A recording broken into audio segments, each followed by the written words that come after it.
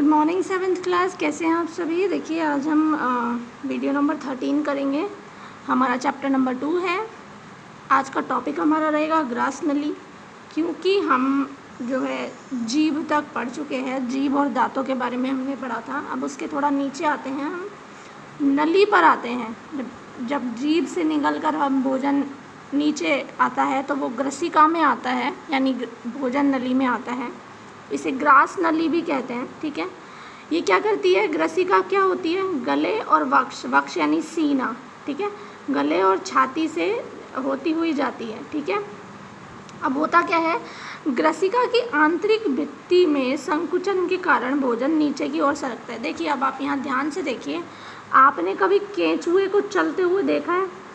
केंचुआ कैसे चलता है, एक बार सिकुड़ता है फिर आगे बढ़ता है, फिर सिकुड़ता है फिर आगे बढ़ता है। इसी तरीके से ऐसा ही सेम संकुचन जो है ना ग्रसिका में होता है। ग्रसिका सिकुड़ती है फिर नीचे की तरफ बढ़ती है, सिकुड़ती है फिर नीचे, जिससे क्या होता है, खाना धीरे धीरे धीरे धीरे नीचे सरकता है और संपूर्ण आहार नाल में सतत रूप से संकुचन करती है। ये ऊपर से नीचे तक एक जैसा संकुचन ये करती है और धीरे धीरे नीचे की ओर धकेलती रहती है।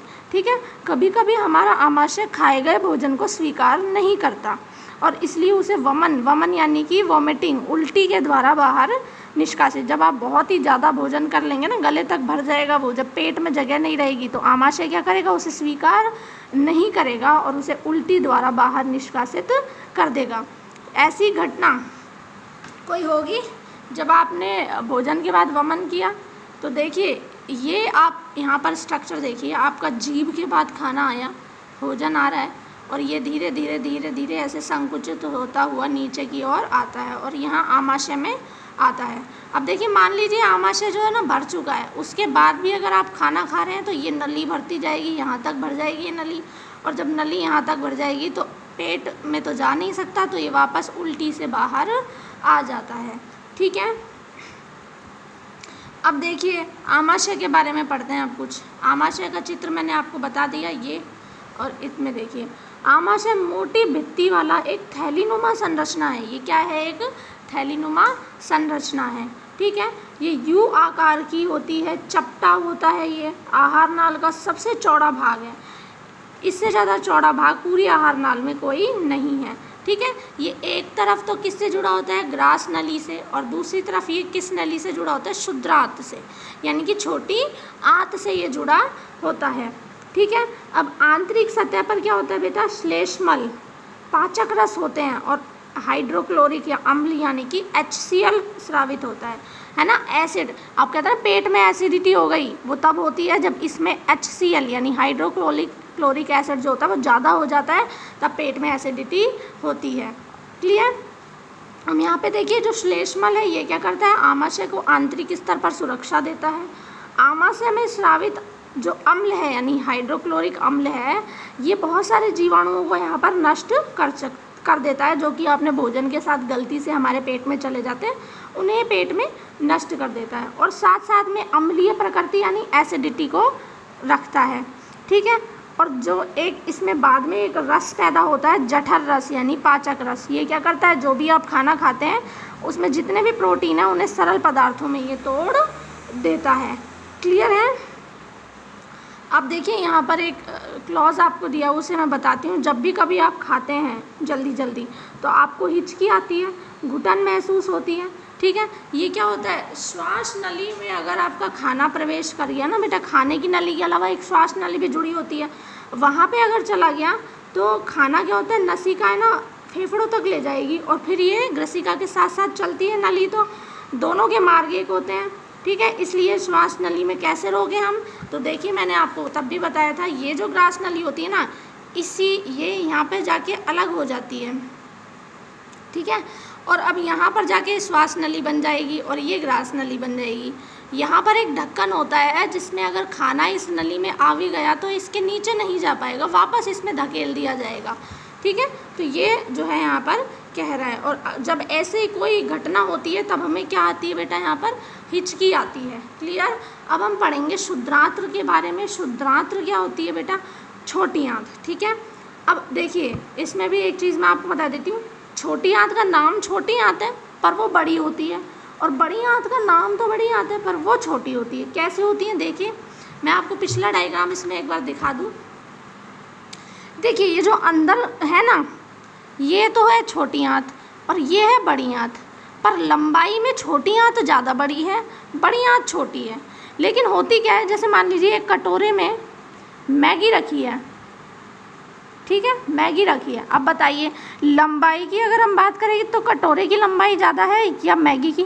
देखिए मैगी की लंबाई ज़्यादा रहेगी, तो आपको बहुत अच्छे से पता है। इसी तरीके से होते हैं ये।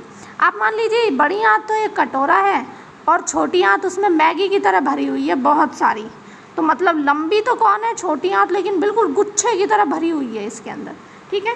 तो इसीलिए हम शुद्धांत जो है छोटी आंत है, इसकी लंबाई लेकिन देखिए कितनी होती है, 7.5 मीटर, है ना। और जबकि जो आप बड़ी आंत पढ़ेंगे ना वो सिर्फ 1.5 मीटर लंबी होती है, ये 7.5 होती है, कुंडलित होती है बहुत ज़्यादा, ठीक है।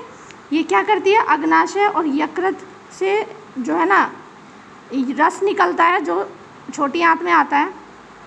इसके अलावा इसमें एक भित्ति होती है, उसमें से भी रस निकलता है, ठीक है। यकृत क्या होता है, देखिए शुद्धांत यकृत से जुड़ा होता है। यकृत यानी लीवर लाल भूरे रंग का होता है, ग्रंथि है। ये आमाशय के ऊपरी भाग में, आमाशय के ऊपरी भाग में दक्षिण ओर में होती है, ठीक है। अब उसके बाद यकृत जो है शरीर की सबसे बड़ी, ये बात आप ध्यान रखिए, यकृत सबसे बड़ी ग्रंथि होती है और इसमें से क्या निकलता है, पित्तरस निकलता है, ठीक है। और ये पित्तरस कहाँ, एक थैली में इकट्ठा होता है जिसे पित्ताशय कहते हैं, ठीक है। अगर ये पित्तरस नहीं होगा तो आपके शरीर में वसा का पाचन नहीं हो सकता है, ठीक है। देखिए अग्नाशय हल्के पीले रंग की ग्रंथि होती है। अब अग्नाशय के बारे में बात करें, हल्के पीले रंग की ग्रंथि है, ठीक है, आमाशय के नीचे होती है। इसमें अग्नाशयिक रस निकलता है और ये कार्बोहाइड्रेट्स पर काम करता है, इन्हें पचाता है, ठीक है। अब भोजन आधा अधूरा पच गया, रस निकल के जो है ना बहुत सारी चीज़ें हमने पचा दी। देखिए हमने वसा पचा दी, हमने कार्बोहाइड्रेट पचा दिए। अब आंशिक रूप से पचा हुआ भोजन जो होता है छोटी आंत के नीचे वाले भाग में जाता है और यहाँ पर जो आंत्र जो है आपकी वो रस निकालती है, वो पूरा का पूरा इसको जो है पचा देती है ना। इसमें कार्बोहाइड्रेट, शर्करा वगैरह सब विघटित हो जाते हैं और एमिनो अम्ल में बदल जाते हैं, ठीक है। ये थोड़ा साइंटिफिक नेम ज़रूर है पर बहुत आसानी से आप इन्हें कर सकते हैं, क्लियर। तो यहाँ पे देखिए, और इसमें एक टॉपिक और हम पढ़ लेते हैं कि बृहदांत्र आने से पहले शुद्धांत्र का ही। शुद्धांत्र में क्या होता है, अवशोषण भी होता है। देखिए ये पचाता तो जा रहा है, लेकिन पचाने के बाद जो भी अच्छी अच्छी चीज़ें बनती जा रही हैं ना खाने की, उनको ये अवशोषित भी कर लेता है शरीर के लिए। पचा हुआ भोजन अवशोषित होकर छोटी आंत की भित्ति में रुधिर वाहिकाओं में जाता है, ठीक है, मतलब खून में ना अवशोषण हो जाता है। शुद्धांत्र की आंतरिक भित्ति पर उंगली के समान इस तरह की कुछ संरचनाएं होती हैं अंदर, है ना, जिसे रसांकुर या दीर्घ रोम कहते हैं। ये क्या करते हैं, ये अवशोषण करते हैं, अवशोषण करते जाएंगे। जो जो अच्छी अच्छी चीज़ प्रोटीन वगैरह आपको मिलती जा रही हैं खून में, उनको ये खून में अपना जाल फैला के रखता है और सारी चीज़ें सोखता रहता है, ठीक है। और इन्हीं सोखी हुई चीज़ जो होती है ना शरीर के अलग अलग भागों में भी पहुंचाता है, ठीक है। और जटिल पदार्थों का अगर हमें निर्माण करना है, अगर हमें जटिल पदार्थों का निर्माण करना है तो भी ये प्रक्रिया क्या कहलाती है, स्वांगीकरण की प्रक्रिया कहलाती है।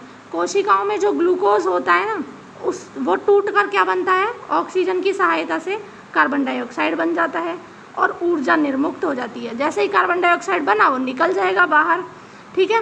अब भोजन का वह भाग जो पच नहीं पाया, मान लीजिए छोटी आंत से भी, है ना, और ना ही उसका अवशोषण कर रही है छोटी आंत, तो उसे कहाँ भेज दिया जाता है, बृहदांत्र यानी कि बड़ी आंत में भेज दिया जाता है, क्लियर। तो अब बड़ी आंत को हम पढ़ेंगे नेक्स्ट वीडियो के अंदर। तब तक आप इस वीडियो की जो भी इम्पोर्टेंट लाइंस हैं उन्हें पढ़िए, उन्हें याद कीजिए। पाचन तंत्र का चित्र आप बहुत अच्छे से याद कीजिए।